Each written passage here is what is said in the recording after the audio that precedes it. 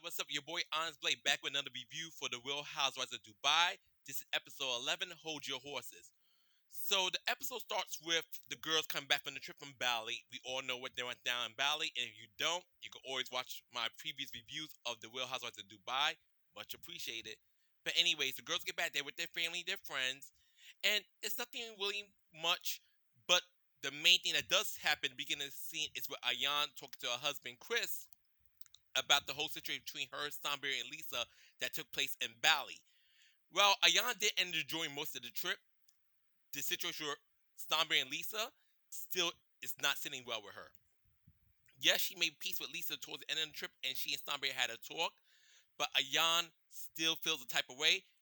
She's mad at Stanberry for the voice note thing still, but she still harbors resentment towards Lisa, the way Lisa spoke to her at the table when everything was revealed, and how Lisa says she wouldn't trust her no more.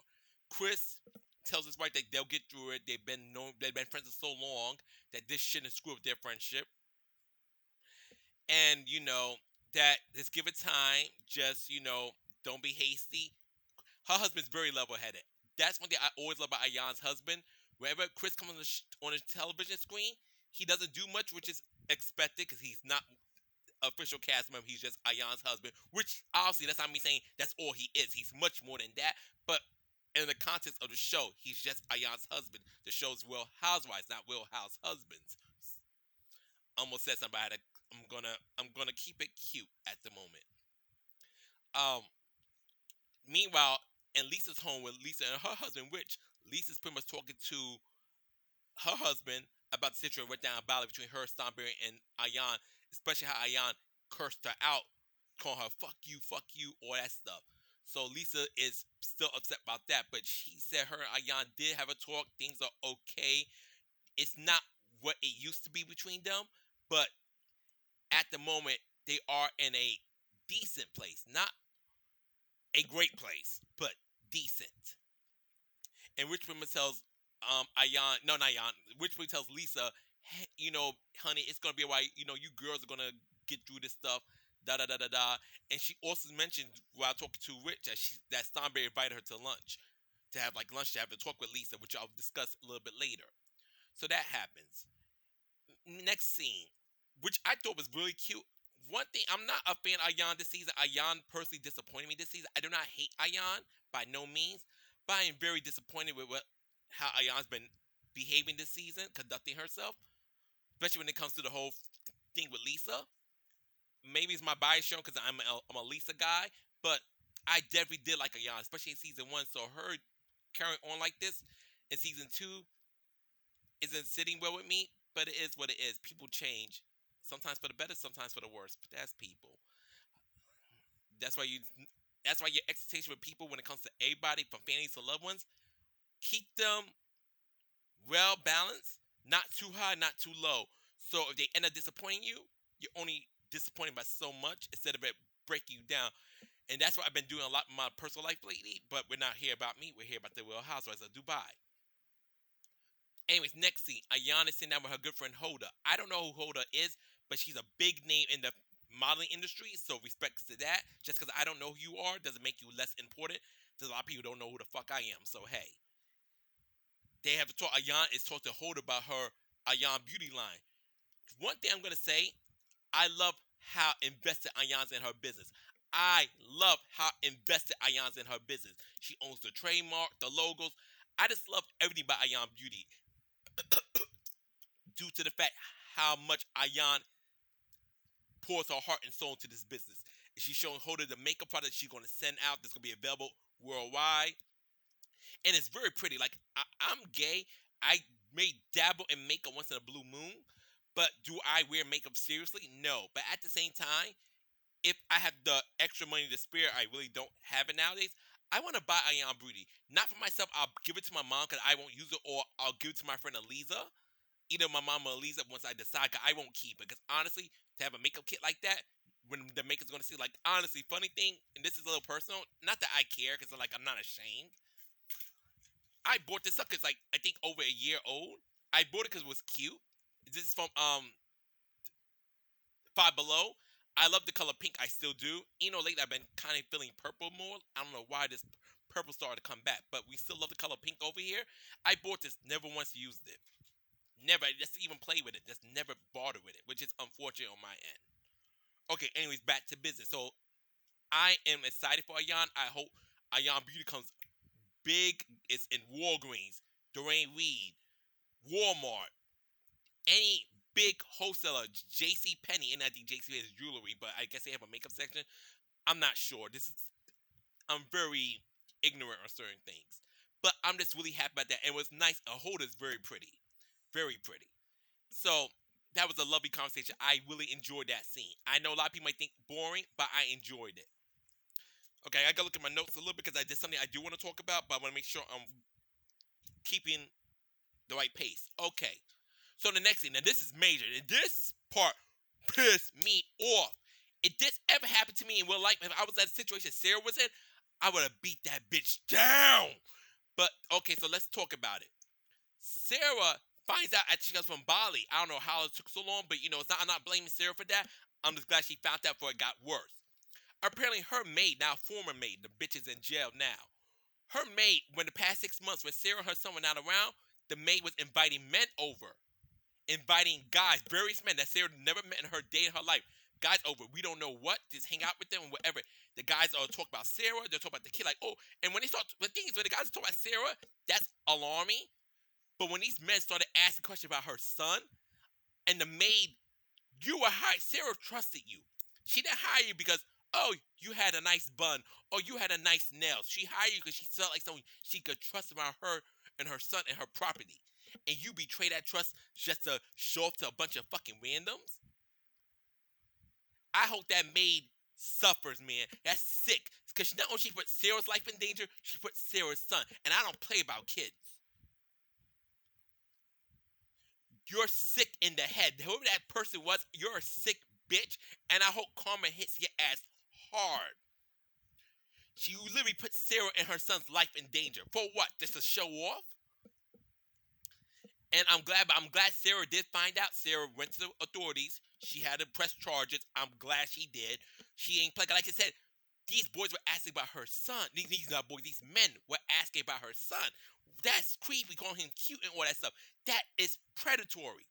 And the maid allowed that to happen because she kept inviting strangers over to the house. And what's worse, the maid was hiding cameras because she knew she was wrong. She knew it was wrong. Thankfully, somehow, some way, Sarah got a hold of this information and the maid's been handled. But the fact that this bitch was even hiding the cameras that watched the house, so Sarah wouldn't catch on to her. That's why it took 6 months for Sarah to finally catch her. That is insane. Like, you're a sick piece of work. You really are. I'm trying to limit the cursing because obviously I want this video monetized. But, ooh, that heifer. So Sarah's discussing this with Saba and Nina. She discusses this with the rest of the girls later when they go to Brooks' event, the polo. By the way, Brooks, why you not invite Nina to the event? But I'm also going to guess either because Nina's not a cast member. At this time, she was in season 1. But she was a cast member. Or if Brooks did invite Nina to the polo, Nina had prior engagements that she had to attend, so she couldn't go. But I would love to have seen Nina in that scene too. It would have been nice. But Sarah's discussing the situation with Nina and Saba about what went down, and it follows up with them talking about Akeem. Honestly, Akeem is sexy. He is. I don't hate Akeem. And Sarah's a damn gorgeous woman. I would do stuff with Akeem. I really would. But to be realistic, that's a waste of time. Sarah and Akeem's situation sounds like BS. It feels very hired a boyfriend. And I don't think Sarah would do that realistically. But I just can't take Akeem seriously because it's not giving that love and affection that he's generally trying to get to know her and vice versa on her end. And them argue over stuff like petty stuff, like a guy coming to the podcast who does shirtless pictures on his Instagram. Like, okay. It's just, to me, it seems very stupid. So while, like I said, I don't have no malice towards Akeem, and Sarah's my girl, she does things that grind my gears sometimes. This is a nothing source. But the funny part, I love when Nina asks Sarah for her hand, and then Nina's like, Sarah, give me your hand. I see no rings. That was so funny. Oh, God, I really hope Nina If Nina does come back next season, I don't care if she just come back as a housewife. I do love her to come back as a housewife. I want Nina more involved next season of the Real Housewives of Dubai, if she wants to be. Of course, it has to be a want. So, anyways, after that, Stomberg and Lisa meet up for lunch. Now, I'm gonna say this: Lisa's my girl, and I enjoying a lot of Stomberg this season. But I'm really getting sick of those two being fake with each other. That whole lunch scene, it irked me because when they talk to each other about the whole voice note situation, about Ayan, about their situation. First and foremost, I want to say this: if anyone believes Lisa was an escort, that's your business. I don't believe that. I definitely don't believe Lisa's an escort, and I feel bad that Lisa keeps that back of her head. By the way, for those who don't know what I'm talking about, during the season 1 reunion, when Lisa and Stomberg were going back and forth, Stomberg called Lisa an escort, alleging that's how she met her husband, Rich. Lisa denies that, and I definitely believe Lisa that she was not an escort. But regardless of that, I feel bad that Lisa still carries that in her head and subconsciously worries how people are going to perceive her, thinking that's true. Because at the end of the day, people are going to think the worst of you because that's what they want to do. Even if you have facts that prove that that is not the case, if someone wants to not like you, they're not going to like you. It don't matter. I'm going to take a sip of my drink because I want to.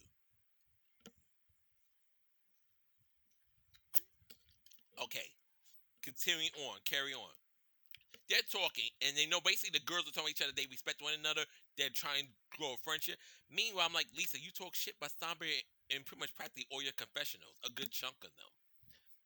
And Stomberg, you have made it known you do not care for Lisa. While you two are cordial, you two will never be friends. You two don't like each other. Let's keep it real. Because while I love Lisa, but I'm not stupid. Lisa views herself as the queen bee of the show. Starberry views herself as the queen bee of the show. It is two egos going against each other. Lisa and Starberry can never see eye to eye because that means one of them has to humble, and they're not going to humble each other for one another. They'll be cordial, they'll keep it cute, but they're not going to be humble. So that whole table scene, to me, was a waste of time because while they did resolve the issue, you two don't like each other. You two cannot stand each other. So stop being fake. I can't stand fake shit to save my life. Stop it. Stop it.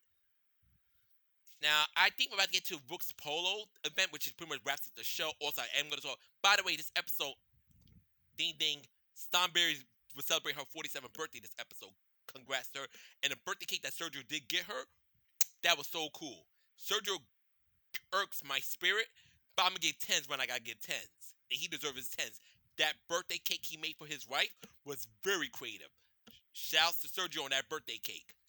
But he's going to get on my nerves again a little bit when we talk about the baby talk, which I'll get to at the very end. Just make sure anything else I need to discuss. Oh, it's the polo event. So, and I'm going to say something. I love Brooks so much. Brooks is one of my girl.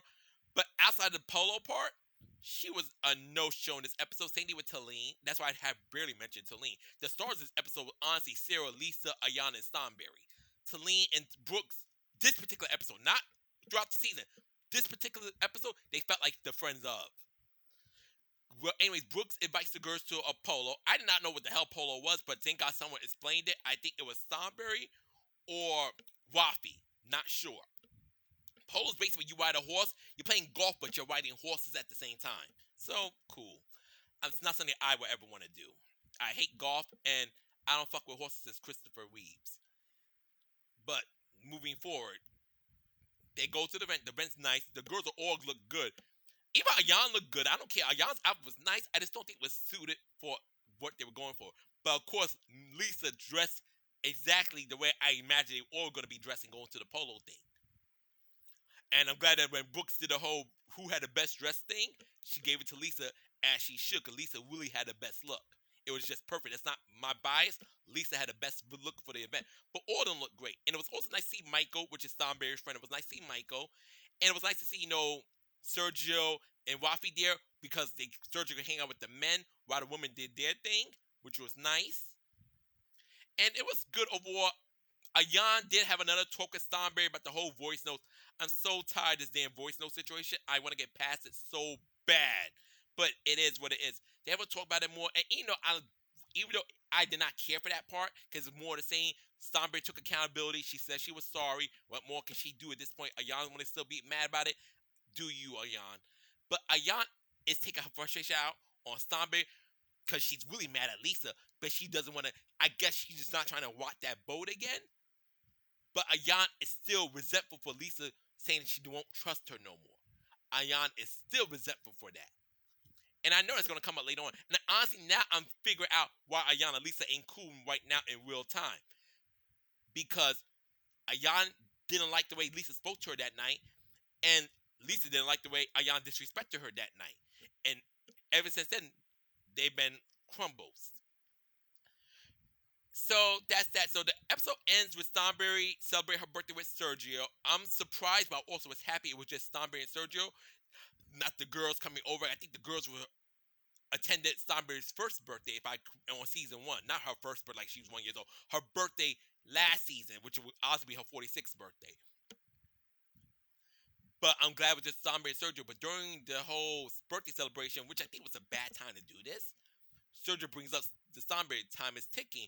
Are we going to have this boy or not? Starberry don't want the kids. Starberry has 3 children already. I used to say 5 like a dumbass. She has 3 children already. They're about grown. Starberry is not trying to be a mother to yet another kid. And honestly, Sergio should have got the hint, but Starberry should have told. The thing is, Sergio, I'm going to blame both of them. Sergio, you're married a woman who already has 3 kids. She did this mom crap. She did the mom thing already. Regardless what kind of parent Starberry was, she did the parent thing already. But Starberry, you married a young guy who's fertile, who wants to have a family. You both screwed up in that area. You guys should have talked about that. Either Starberry should tell Sergio, no, I will like you. I shake my mic so it might sound funny right there. I really like you. But if you want to have kids with me, I guess we should stop seeing each other, or we should just be friends with benefits because I don't want no more kids. And then Sergio, if he wanted to be with Starberry, say, you know what, Starberry, I love you. Screw the kids. I'm okay just being your husband. But if he was not okay just being her husband and he wanted to have a family, he should say, no, Starberry, you're a classy lady, but I gotta find me a woman who wants to start a family with me. Take care and be well. That's it. Now you're in this awkward situation that, Starberry's like, do I have the kid to keep my husband? Or do I do what's best for me, not have the kid, and my husband divorces me? And pretty much that's the end there. I'm definitely enjoying the season. This was a good episode. A very good episode. Better than the last 2 or 3 in my opinion. And I cannot wait. I really cannot wait to I'm enjoying the show as it goes. I cannot wait for the season to be over because I want to see that reunion. They just finished filming the reunion not too long ago. And I want to see how that mother effort went down. Anyways, that's the review.